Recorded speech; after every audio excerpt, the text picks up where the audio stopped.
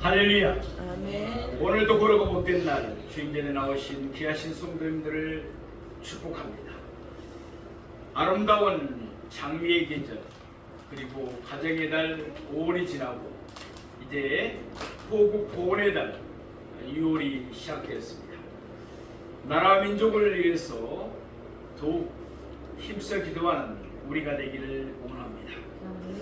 오늘은 마가복음 7장 9절에서 13절 말씀을 보므로 성경의 권위를 세우신 예수님이란 제목으로 말씀 연회를 나누겠습니다. 예수님이 게네사렛 땅에 계실 때였습니다. 예수님을 엿보기 위해서 예루살렘에서 바리새인들과 또한 서기관 중 몇 사람이 예수님이 계신 곳으로 찾아왔습니다. 그들은 예수님을 책잡기 위하여 예수님을 살피고 있었습니다. 때마침 그들은 예수님의 제자들 가운데 몇 사람이 씻지 않는 손으로 떡을 먹는 것을 보았습니다. 그것은 명백히 장로들의 전통에는 입에 드는 일이었습니다. 그래서 그들은 예수님을 비난할 수 있는 결정적인 기회를 잡았다고 생각했습니다.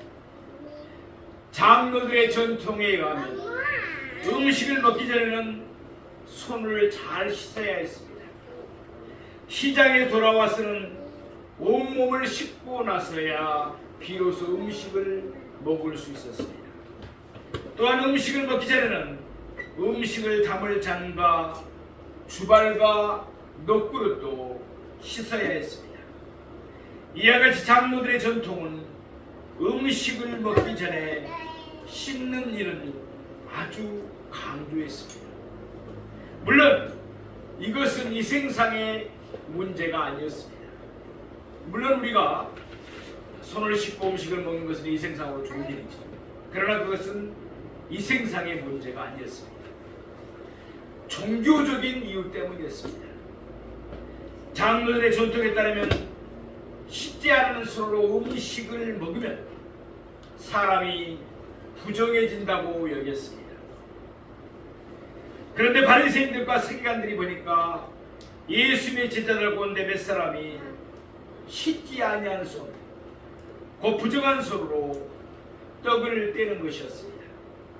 그래서 그들은 공개적으로 예수님께 나와서 예수님의 제자들이 장로들의 전통을 범했다고 비난하였습니다. 그때 예수님은 선지자 이사야의 말씀으로 그들의 공격을 물리쳤습니다. 바리새인들과 서기관들은 장로들의 전통을 내세웠습니다. 그러나 예수님은 성경을 내세우셨습니다. 이로써 예수님은 오직 성경만이 절대적인 권위가 있음을 나타내 보이셨습니다. 오늘 본문에서 예수님은 성경의 권위를 절대적으로 세우셨습니다. 우리는 성경의 절대적인 권위를 믿고 오직 성경에 기록된 하나님의 말씀을 따라 순종하며 살아야 될 줄로 믿습니다. 그러면 이제부터 오늘 본문의 말씀을 세 대지로 나누어서 자세히 상고해 보겠습니다. 첫째로 문제점을 지적하신 예수님이십니다. 오늘 본문 마가복음 7장 9절 말씀을 보겠습니다. 또 이르시되 너희가 너희 전통을 지키려고 하나님의 계명을 잘 저버리는도다. 오늘 본문 앞에 나오는 5절을 보니까 바리새인들과 서기관들은 그들이 지키는 전통을 장로들의 전통이라고 불렀습니다. 그러나 오늘 본문에서 예수님은 그것을 너희 전통이라고 말씀하고 있습니다. 예수님께서 이와 같이 말씀하신 데는 두 가지 이유가 있었습니다. 우선 예수님은 너희 전통이라는 표현을 통해서 그들이 지키는 전통은 사람에 의해서 인위적으로 만들어졌음을 밝히고 있습니다. 그러므로 하나님의 계명과는 달리 장로들의 전통, 곧 그들의 전통은 결코 절대적인 권위나 구속력을 가질 수가 없었습니다. 또한 장로들의 전통이라고 하면 왠지 모르게 모든 책임이 장로들, 곧 그들의 조상들에게 있는 듯한 느낌이 듭니다. 그러니까 우리 탓이 아닙니다. 조상적부터 그렇게 해왔습니다. 그들이 이러한 핑계를 대지 못하도록 예수님은 아예 그들의 입을 막아버린 것입니다. 아무튼 바리새인과 서기관들은 그들의 전통을 지키는 것이 마땅하다고 여겼습니다. 그러나 그것이 핑계가 되어서, 그것이 구술이 되어서 그들은 하나님의 계명을 잘도 저버렸습니다. 그들은 하나님의 말씀을 너무 쉽게 거역했습니다. 본시 장로들의 전통은 성경을 보호하는 울타리 역할을 했습니다. 그러나 시간이 흐를수록 울타리가 빽빽하게 들어섰습니다. 그러다 보니까 울타리 역할을 하는 그 전통에 가려서 그 안에 있는 성경이 제대로 보이질 않았습니다. 참고로 그들의 전통을 모아놓는 것을 미시나라고 합니다. 그리고 이 미시나를 좀 더 자세하게 풀이한 것을 게마라라고 합니다. 이 두 가지, 곧 미시나와 게마라를 합친 것이 바로 우리가 잘 알고 있는 탈무드입니다. 탈무드란 뜻은 배움이라는 뜻입니다. 예를 들어서 설명해 보겠습니다. 음식을 먹기 전에는 손을 잘 씻어야 한다. 이것은 미시나입니다. 이런 규정이 성경에는 전혀 나오지 않습니다. 이것은 사람에 의해서 인조로 만들어진 장로들의 전통, 곧 그들의 전통일 뿐입니다. 그러면 어떻게 해야 손을 잘 씻는가? 적어도 달걀 1개 반 분량의 물이 필요합니다. 그 물을 손바닥에 받아서 손을 비비면서 씻어야 합니다. 단 그 물이 손목 아래로 흘러가면 안 됩니다. 손을 씻은 물은 부정하기 때문입니다. 이런 것이 바로 게마라입니다. 그리고 이런 내용들을 전부 모아서 그것들을 항목별로 나누어서 체계한 책이 바로 탈무드입니다. 우리나라 시중에 나와 있는 탈무드는 재미있는 내용만 간추린 것들이 많습니다. 그러나 실제 히브리어로 된 탈무드는 22여 권이 넘습니다. 그만큼 내용이 방대합니다. 아무튼 바리새인들과 서기관들은 그들의 전통을 하나님의 계명보다도 더 권위 있게 여겼습니다. 그들은 자신들의 전통이 하나님의 말씀보다도 더 구속력이 있다고 보았습니다. 그래서 그들은 전통을 어기면 성경을 어긴 것보다 벌이 더 크다고 주장했습니다. 마태복음 11장 28절의 말씀을 보면 예수님은 그 당시 사람들을 향하여 이렇게 말씀하십니다. 수고하고 무거운 짐진 자들아 다 내게로 오라. 그렇게 수고하고 무거운 짐진 자들이라고 그들을 부르셨습니다. 이는 마태복음 23장 4절 말씀처럼 바리새인과 서기관들이 성경에도 없는 무거운 짐들, 곧 그들의 전통을 묶어서 사람들의 어깨에 지어졌기 때문입니다. 말하자면 바리새인과 서기관들은 전통을 성경보다도 더 상위에 두었던 것입니다. 그들은 사람이 만든 전통을 하나님의 계명, 곧 성경에 기록된 하나님의 말씀보다 더 중요하게 여겼습니다. 이것이 바로 그들의 치명적인 문제였습니다. 그들은 하나님을 바라보지 않고 오히려 사람을 바라보려고 했습니다. 또한 그들은 성경에 기록된 하나님의 말씀에 절대적으로 순종하지 않고 오히려 사람의 말 듣기를 좋아했습니다. 한마디로 그들의 초점이 잘못되었던 것입니다. 우리 모두는 사람을 바라보지 말고 하나님을 바라보기를 원합니다.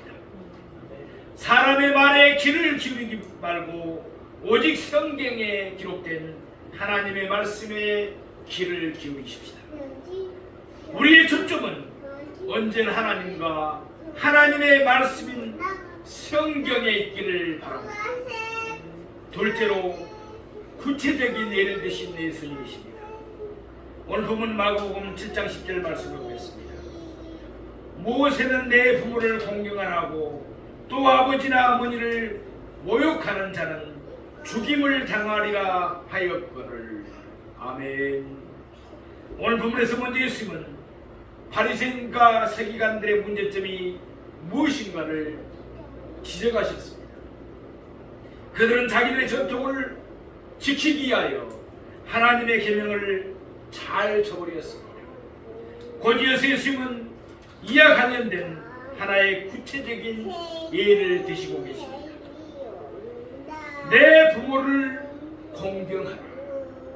우리가 잘 아는 대로 10계명 중에 5계명에 나오는 계명입니다. 모세가 출애굽기 20장 12절에서 말씀하고 있는 계명입니다. 오늘 보면 9절에서 예수님은 이를 하나님의 계명이라고 부르고 계십니다. 또한 오늘 본문 13절에서 예수님은 이를 하나님의 말씀이라고 칭하고 있습니다. 이로써 우리는 무엇을 알 수가 있습니까? 예수님은 모든 성경이 하나님의 말씀임을 분명하게 하셨다는 것입니다. 그러니까 모세가 기록을 했든지 이사야가 기록을 했든지 또는 베드로가 기록을 했든지 다른 사람이 기록했든지 성경에 기록된 말씀은 다 모두 다 하나님의 말씀인 줄로 믿습니다. 신명기 12장 32절 말씀처럼 하나님의 말씀은 가감할 수가 없습니다. 하나님의 말씀은 그대로 지키고 행해야만 합니다. 내 부모를 공경하라는 하나님의 계명은 반드시 지키고 행해야 합니다. 여기에 무슨 변명이나 핑계가 있을 수가 없습니다. 이 사실을 강조하기 위하여 오늘 본문에서 예수님은 성경에 있는 또 다른 말씀을 추가로 인용하셨습니다. 이번에는 출애굽기 21장 17절에 있는 말씀입니다. 또 아버지나 어머니를 모욕하는 자는 죽임을 당하리라. 무슨 말씀이죠? 이렇듯 예수님에게는 언제나 성경만이 절대적이었습니다. 자기 부모를 공경하지 않는 자가 받아야 할 벌은 죽임을 당하는 것이었습니다. 그만큼 내 부모를 공경하라는 하나님의 계명은 심각하게 받아들여졌어야만 했습니다. 바리새인들과 서기관들이 이 사실을 모를 리가 없었습니다. 그들도 잘 알고 있었습니다. 물론 구약 성경과는 달리 신약 성경에는 그와 같은 혹독한 벌이 명시되어 있지는 않습니다. 이는 분명 하나님의 은혜입니다. 예수님께서 십자가에서 이미 우리의 모든 죄값을 지르시고 우리를 대신해서 죽으셨기 때문입니다. 그러나 자녀가 부모를 공경해야만 예나 지금이나 조금도 변함이 없습니다. 자녀는 부모를 존중하며 존경하며 부모에게 순종해야 합니다. 또한 부모가 나이 들어 일할 수가 없을 때 자녀는 물질로 부모를 공양해야 합니다. 부모 공경에는 이 모든 것이 다 포함되는 것입니다. 우리는 본문 마가복음 7장 11절 말씀을 보겠습니다. 너희는 이르되 사람이 아버지에게나 어머니에게나 말하기를 내가 드리어 유익하게 할 것이 고로만 곧 하나님께 드림이 되었다고 하기만 하면 그만이라 하고, 바리새인과 서기관들은 내 부모를 공경하라는 하나님의 계명과 이 계명을 어길 경우에 받게 될 벌을 너무나도 잘 알고 있었습니다. 그럼에도 불구하고 그들은 성경과는 다르게 행하며 또한 성경과는 다르게 사람들을 가르쳤습니다. 그들이 지키는 잘못된 전통, 그것 때문이었습니다. 곧이어 예수님은 그들의 그릇된 전통이 무엇인가를 구체적으로 지적하고 있습니다. 그들이 지키는 전통, 그 가운데 일명 고르반 제도가 있었습니다. 히브리어로 고르반은 예물을 뜻합니다. 오늘 본문은 이를 해석하여 하나님께 드림이 되었다고 설명하고 있습니다. 그러니까 하나님께 예물로 드려졌다는 뜻입니다. 예컨대 예를 들어보겠습니다. 어떤 사람이 그가 가진 재물을 고르반, 곧 하나님께 예물로 드리기로 수원을 했습니다. 민수기 30장 2절 말씀처럼 하나님께 한 서약은 반드시 이행해야 합니다. 그러기에 이미 고르반을 하기로 하나님께 약속한 재물은 다른 용도로는 사용할 수가 없었습니다. 이제 부모가 나이가 들어 일을 할 수가 없게 되었습니다. 그래서 부모가 와서 그에게 물질적인 도움을 요청했습니다. 그때 그는 그의 부모에게 이와 같이 말할 수가 있었습니다. 죄송합니다. 이것은 이미 고르반이 되었습니다. 그래서 제가 드릴 수가 없습니다. 그러나 민수기 30장을 읽어보면 그것은 핑계에 불과함을 알 수가 있습니다. 비록 자녀가 수원을 했더라도 그 부모가 허락하지 않을 수가 있었습니다. 그러면 자녀는 자기가 한 소원을 이행하지 않아도 괜찮았습니다. 그러니까 잘못된 소원은 고칠 수가 있었던 것입니다. 더군다나 비록 고르반이 되었다 하더라도 그는 자기의 재물을 계속해서 소유할 수가 있었습니다. 이따금 성전에 올라가서 이것은 고르반입니다 라고 말하면서 조금씩 하나님께 바치기만 하면 되었습니다. 물론 그 나머지는 자기가 임의대로 사용할 수가 있었습니다. 그러니까 그들이 고르반이라는 전통을 만들어낸 것은 내 부모를 공경하라는 하나님의 계명을 지켜야 할 의무에서 벗어나기 위함이었습니다. 그들은 이 고르반 제도를 교묘하게 이용해서 사람들로부터 못된 자식이라는 질책을 받지 않으려고 했던 것입니다. 오늘 본문은 마가복음 7장 12절 말씀드렸습니다. 자기 아버지나 어머니에게 다시 아무것하여 드리기를 허락하지 아니하여. 여기서 예수님은 바리새인들과 서기관들의 전통이 얼마나 사악한 것인가를 여실히 보여주시고 계십니다. 일단 무엇이라도 고르반이 되면 그들은 그것으로 부모를 공경하는 것을 허락하지 않았습니다. 다시 말해서 부모를 공경하지 못하도록 아예 금지해버렸습니다.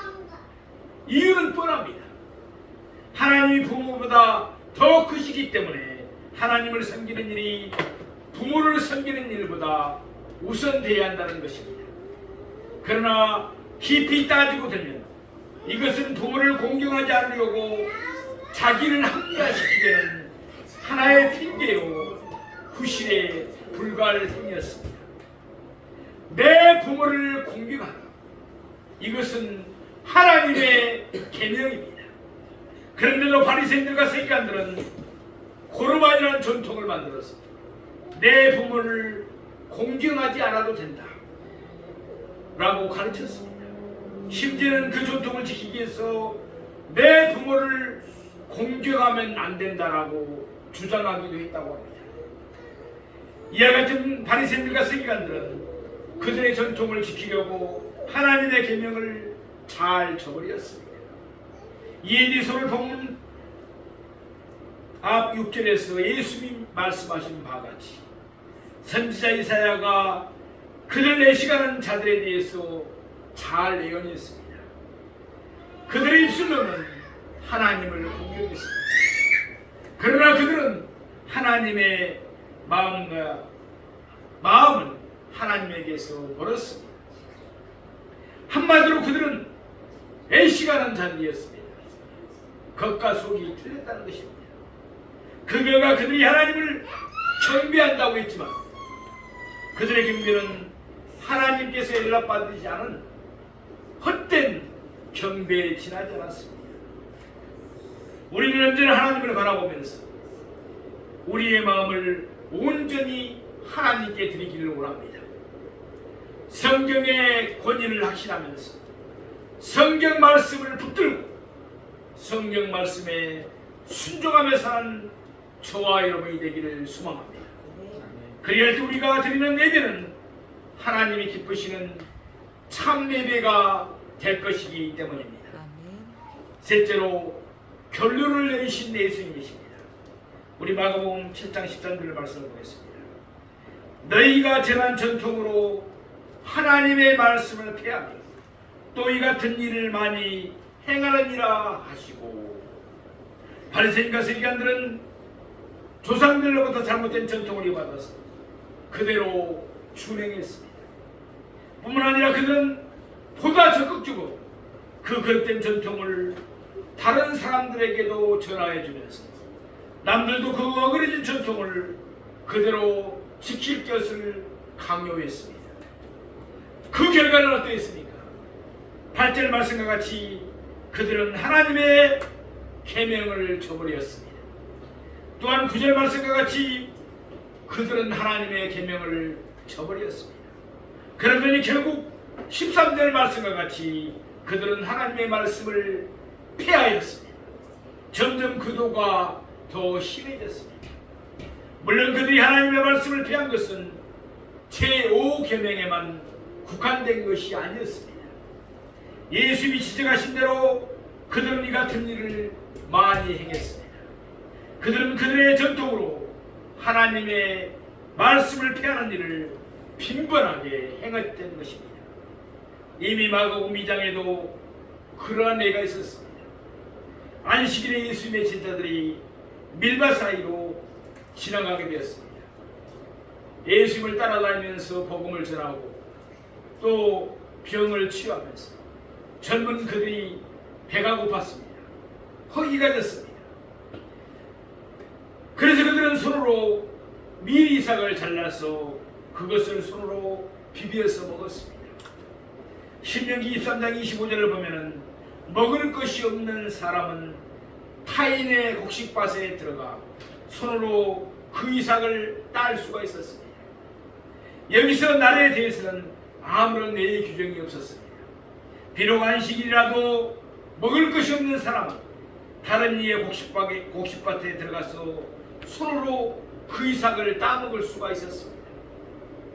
따라서 예수님의 제자들이 한 행동에 성경에는 전혀 입에 대지가 않았습니다. 그런데도 바리새인들은 예수님의 제자들이 안식일에 하지 못할 일을 했다고 비난했던 것입니다. 제자들의 행동이 자신들의 전통에 어긋났다는 이유 때문이었습니다. 출애굽기 34장 21절에 하면 안식일에는 거두는 일, 곧 출산한 일을 쉬어야 했습니다. 그런데 바리새인들은 이와 관련하여 수많은 전통을 인위적으로 만들어냈습니다. 예컨대 안식일에는 타작하는 일도 키질하는 일도 금했습니다. 따라서 바리새인들의 관점에서 보면 이때 제자들이 행동은 여러 가지로 안식일을 범한 것이 되었습니다. 밀 이삭을 자른 것은 추수에 해당된다고 생각했습니다. 그것을 손으로 비빈 것은 타작에 해당되었습니다. 지푸라기를 버린 것은 키질에 해당되었습니다. 그래서 바리새인들은 예수님의 제자들이 안식일에 해서는 안 될 일을 했다고 비난했던 것입니다. 물론 제자들은 성경에 입에대는 행동을 하지 않았습니다. 그런데도 바리새인들은 그들이 인위적으로 만든 전통에 제자들의 행동이 어긋난다고 생각하면서 심통을 부렸던 것입니다. 이렇듯 그들은 성경과는 아무런 상관이 없는 자신들의 전통을 엄청나게 많이도 만들었습니다. 그리고는 그들의 전통이 성경과도 상충되는데도 그들은 그들의 전통이 전부인 줄 알고서 오로지 자기들의 전통만을 고집했던 것입니다. 그러니까 바리새인들과 서기관들은 하나님의 말씀인 성경의 권위를 세우려 하지 않았습니다. 오히려 그들은 성경의 권위를 무너뜨렸습니다. 결국 그들의 종교 권유대교는 하나님의 말씀을 피하는 종교요, 성경의 권위를 짓밟는 종교였습니다. 그래서 예수님은 유대교를 정죄하시고 심판하신 것입니다. 그리고 유대교를 대신하여 예수님은 이 땅에 그의 교회를 세우셨습니다. 예수는 그의 교회를 하여금 성경의 권위를 확고하게 세우도록 하신 것입니다. 빌립보서 3장 5절 말씀을 보면 사도 바울도 본신은 바리새인이었습니다. 그런 바리새인 중에 바리새인이었다고 고백하기도 했습니다. 그만큼 그는 장로들의 전통에 사로잡혀서 그 전통을 지키는 일에 누구보다도 열심히 했던 인물이었습니다. 그러나 바울이 예수를 믿고 난 뒤에는 안전이 달라졌습니다.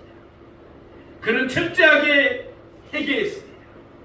그래서 빌립보 3장 8절 말씀을 보면 그는 과거의 자랑거리들을 모두 배설물로 여겼습니다. 물론 그 가운데는 그가 이전에 힘써 지키려 했던 장로들의 전통도 들어있었습니다. 그 뒤로 바울은 어디를 가든지 오직 성경만을 힘써 전하며 가르치기를 고집했습니다. 그런 성경의 능력을 알았습니다. 그래서 예수님이 본을 보여주신 것처럼 바울도 성경의 권위를 확실하게 세웠습니다. 사랑하시는 성도 여러분, 우리가 하나님을 사랑한다면 하나님의 말씀을 사랑해야 합니다. 우리가 하나님의 말씀을 사랑한다면 하나님의 말씀인 성경의 권위를 믿어야 합니다. 그리고 우리는 성경에 기록된 하나님의 말씀을 따라 순종하며 살아야 될 줄로 믿습니다. 바리새인과 서기관들은 성경의 권위를 무시하다가 멸망당했습니다. 그 같은 일을 당하지 않도록 우리는 성경의 절대적인 권위를 믿으십시다. 성경 말씀을 금곧 많은 순금보다도 더 사모하며 꿀과 송이꿀보다 더 달게 여기십시다. 그래야 하나님 우리를 기뻐하시며 하나님 우리에게 풍성한 복을 내리십니다. 베다니의 마리아처럼 늘 예수님의 발치에 앉아 예수의 말씀에 귀를 기울이는 우리가 되기를 원합니다. 그래서 예수님의 칭찬을 드리며 예수님 안에서 복되게 살아가는 저와 여러분이 되시기를 주님의 이름으로 축원합니다. 기도하겠습니다.